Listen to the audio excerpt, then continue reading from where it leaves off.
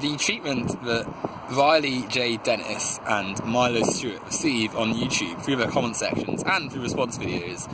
is frankly something I find to be disgusting and atrocious. We look at the sheer scale of abuse they receive in their videos or in the comment sections, and you have to wonder how these people are driven to write such awful and discriminative bile against the two. Now, of course, whilst you can disagree with an opinion they have, and you can reasonably state why you disagree, so to insult the character and very fabric of nature that these people are is something I find to be insulting, and something that shows that your criticism is extremely poor and only relies on making the target of your criticism miserable. Now, to use an example, recently Milo released a video where he called the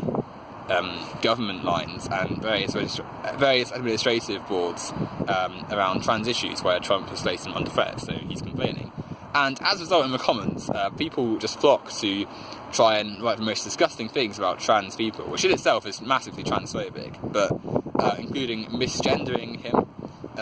calling him a thing, implying that he's a sexual predator, pulling out ridiculous and nonsensical statistics to make it look as though trans people are these disgusting creatures,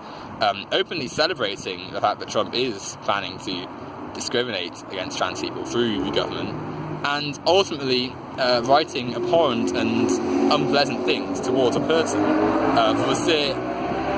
for the sheer state of being that he is. And I think that's something which really needs to be questioned, because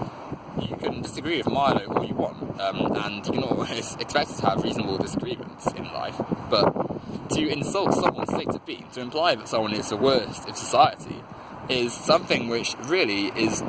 quite disgusting and needs questioning. And when you write such transphobic things, as we saw in the comment section of that video, you really have to wonder why more is not said about this. If you can make reasonable points about someone, you don't need to call them a child molester and a sexual abuser. And certainly, you shouldn't be misgendering someone just because your view of the world and view of gender is so insecure that you can't accept any difference. I think it's quite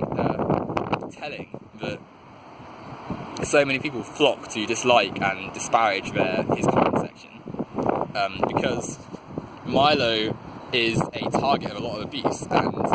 whether you agree with him or not, the fact that he faces so much, and so much of it is just so vitriolic, disgusting stuff, shows that there is still a problem with transphobia, and we need to do more to combat negative ideas around transphobia. Riley Dennis is another one. She makes videos on trans issues and feminism in general, and she also receives mass flocking of people to go and treat her poorly. This case is obviously the other way around, because they'll call her a man, they'll misgender her, they'll call her a thing, point at her appearance and try and prove that makes her a man. And I think that not only does it show that these people have such a limited and constrained view of gender that they can't accept any difference to their own ideals, but again, like with Milo, it shows the inherent need for these people to be aggressive and unpleasant towards them, because if they were in possession of decent and cogent points to make against them, they'd be able to express them in the comments without being so utterly aggressive and unpleasant. Because whilst you can again agree or disagree with either of them, the fact that you have to express it in such disgusting and distasteful manner shows that there is something wrong with the way that they are expressing themselves on YouTube. And no one should have to put up with the stuff that I've read on those comment sections. I mean, Riley is not expressing very harmful opinions. It's hardly as though she's expressing things of a disgusting manner. But to these people, it justifies the abuse, and I think that's disgusting. And Riley and Milo both have my extreme support and respect, because I think to face the things that they do, to face the attacks on character, not just from trolls, not just from people in the comments, but from major or bigger YouTubers as well, to list the people who've gone after those two, it would be endless. And I think that they deserve a much fairer shot on YouTube, because whilst you have these thousands of people just flocking to their videos to simply give them a hard time and try and devalidate their humanity and treat them like animals in many ways,